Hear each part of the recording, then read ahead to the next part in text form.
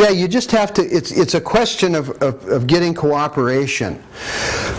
With people who have serious health problems, you know, I'd like to have the kids there too for counseling, because then the kids feel like they're part of the deal. If you say, look, your mother's got this problem, you know about it, right? This is a problem.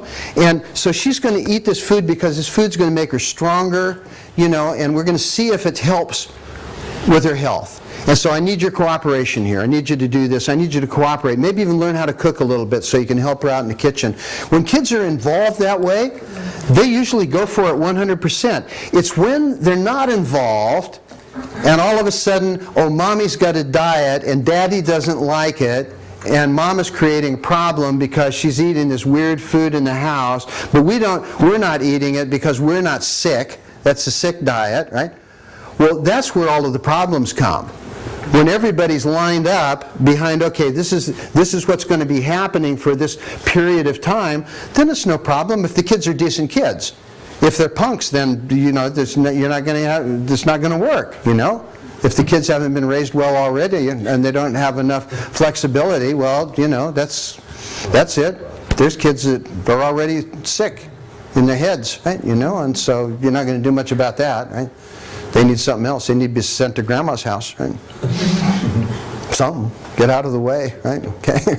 So we have energy coming in, and then we have energy coming out. We have actions, right? We have physical health. Actually, what I meant to put there was physical activity, right? We have physical activity, we have our own emotions, we have our own thoughts and our own visions that come out the other side. This is a continuous process, right? A continuous process of energy in, energy out, right? One of the observations of Osawa, which was so simple, but we don't think about a lot, and that was that what comes out is a reflection of what comes in. Right? How simple can you get? Right? No, what you put in is what you get out. Right? And so if you're putting in good food, and because he said it wasn't just the food, right? If you are reflecting, which he meant, are you being responsible? Are you looking at what you do and then looking at the reaction that you get from it? Are you reflective? Are you reflecting on your actions? Right? This is a very good. And if you are meditating, right?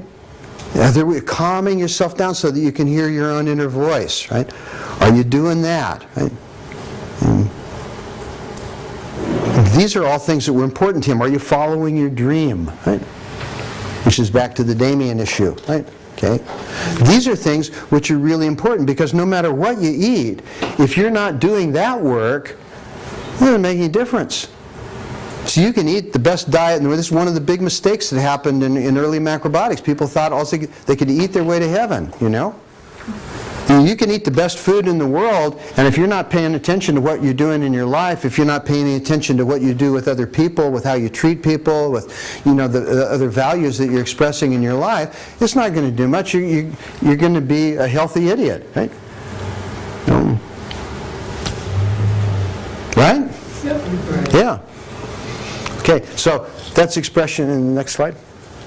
See, this is something that's worth reflecting on. This is Abraham Maslow's hierarchy of needs. How many of you are aware of this, right, or have encountered it in school, etc.? Okay, but this is, my apologies to him only because it's not really accurate, but it's sort of accurate, right? Okay, because Maslow's observation was a very good one, and Osawa was reflective of the same process.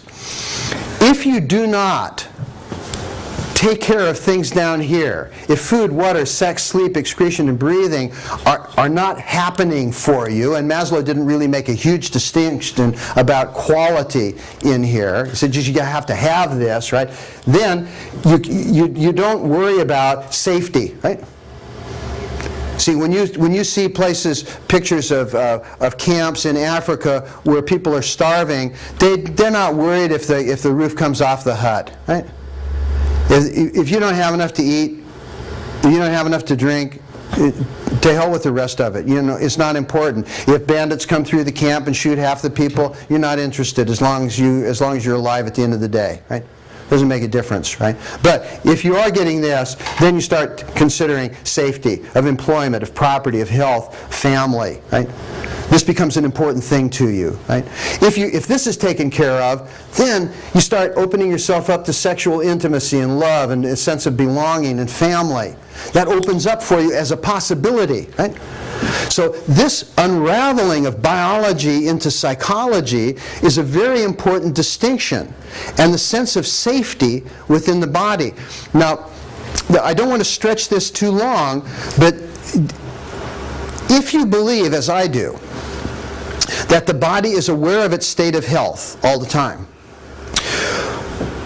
what happens if you're not conscious of poor health, but you have it? What happens to your sense or your desire and your ability to move in to love and belonging, sexual intimacy, and family? See, I'm going to say, if you're sick and you have a problem you're not really taking care of, and you're not even considering it that big of a deal. Maybe you have a headache 5 times a week. Maybe you have acid reflux every day, and what you do is you just, popping the common medication for it.